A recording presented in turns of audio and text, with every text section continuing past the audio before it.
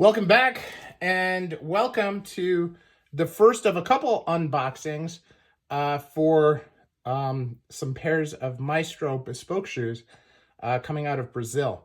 I'm going to post a separate video that really outlines in detail the design, the fitting, and some of the communication process that we had.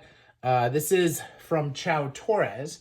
Now, Chao Torres has a very, very unique, he says it's 100% unique, way of constructing his shoes. I know that there's been some discussions online about it. And so today what we're going to do is we're going to do the unboxing, and we're going to take a look at the first pair. And we'll talk a little bit about that when we get to the soles and to the welt. But I acknowledge it. I know that it's out there, and we're going to take a look at these really, really cool shoes. So we're going to start, take this out. He's got these cool shoe bags, a shoe bag, looks like, for both shoes, which is a little different. He's got a really nice shoe cloth, which is very nice. Of course, the tissue paper, and then bubble wrap. Now, he had two pairs in a box for me. So that was, he basically glued the two boxes together. He had them in the big box, which I'm actually using as the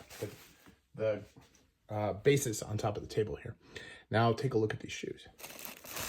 So first thing you'll notice is these are green. This is NNA hatch grain. It is very different. Now, this was actually, crust, and he dyed it. And he originally basically drew on a shoe tree what the pattern would look like. We talked about it. We changed a few things, and we wound up with this. I think I elongated these a little bit. I really like this. This is a lot shorter than some of mine. And I like the toe cap length. It's a little bit longer. I like the peak. Just a really, really cool thing. Now, his soles are beautiful. He's got a really unique toe plate, and the heel, again, very unique with a horseshoe. Now, you can see there, the waist is totally flush. Then he's got this very large, what looks like fudging, but if you look carefully here, you can see that it's short on the inside and is raised on the outside. Now, I can't see any evidence either here on the bottom or on the top of any stitching. And I asked him, he said it's a unique process. He claims that it's close to blind welt, but he specifically said he really stopped doing like a Goodyear welted shoe a long time ago. He hardly does them anymore. In his words, he likes this better. He finds the shoes to be more flexible, which sounds like Blake construction. But then when you look at the shoes themselves, I'm not sure we're going to see stitching on the inside of the shoe. And there is an insole here, okay? And you can see nail holes in the sole, in the insole, but you don't see any stitching. And this is a leather, like a traditional leather insole. But then he has this insole here, which looks like it's fitted. This is leather. Although you can see it's wrinkled, probably not a traditional insole leather. And then it comes with these other insoles, which are considerably thicker, if you look at them like there. So now these are bespoke shoes. So I took molds of my feet, and he built the shoes and fit them around it. So the reason for insoles is a bit of a question for me, but I have to wear them to see. It's possible that as my feet settle into this, that I'll want the thicker ones in order to make them feel better. He says that they're very, very comfortable, which I certainly believe. They feel comfortable. So, you know, the question is, you know, did he in fact build the last based on the mold of my foot? I believe he did. And he used that last to do this. Now, did he do it from scratch, or did he just take measurements and cut a piece off of a standard last in order to do that? I don't know. I didn't ask. But we did the design of the shoe and the fitting of the shoe with molds of my feet. So that would qualify under some of the traditional definitions of bespoke. But again, if it's not a last that was cut from a full block of wood and it was modified from a commercial last, then that would make it more made to measure. Now, the soles themselves, since I can't tell that they're stitching, but I can tell that there is a welt, but I don't know how the welt is constructed, nor can you always see it, but usually you can see stitching inside there. And I'm going to have to go in there with a flashlight and really look carefully, but I definitely do not see it as I look at it today.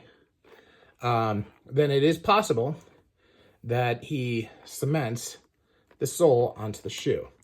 Now, he refers to where he makes the soles as his laboratory, but I'm also very acutely aware, being bilingual, that some terms don't necessarily translate well. And so I tend to take some of the nuances in my communication with him. He speaks Portuguese very well, but you know, English is not his first language. He's not especially comfortable in it, so I don't want to hold him too accountable for the nuances in what he says. Now, the question that I asked him, which I think is most important when it comes to high-end men's footwear, is, can they be resoled? And he said, yes, you can easily remove the soles. And he described the process much like a cobbler would remove any soles, basically going through the welt and cutting it off, and then being able to put a new one on. And he would send me one, or I could just send the shoes back to him and he would resole them and send them back to me. But if I wanted to have a local cobbler do it, that's what he would do. So I don't know. I don't know if they're glued or if they are in fact sewn at one place or another. But I am pretty impressed with the uppers. They certainly look well. And I also believe that because you can easily remove the sole and then put a new one on, that they are not like a traditional cemented shoe. Because a traditional cemented shoe, if you take the sole off, it's not sewn together. It's not wholly contained there. Now, I have a pair of basically hand-welted shoes that have no welt from St. Crispin's that has a glued sole because they wanted it to be tighter to the shoe and thinner, and that's how they were able to do it. That doesn't mean it's a low-quality shoe. It's still constructed the same way without the welt. And this could very well be constructed in a similar fashion. But the moral of the story here is that I believe, firmly believe, that it is sewn before the sole is attached so that it is, in fact, one piece. Now, again, I don't know about the insoles. I don't know about the fit because I haven't tried them on. But that is something that I can address in a future video, as I will address the unboxing, or excuse me, the whole process in another video as well. So thanks for watching. This is Wisconsin Shoe Guy, and I'm out.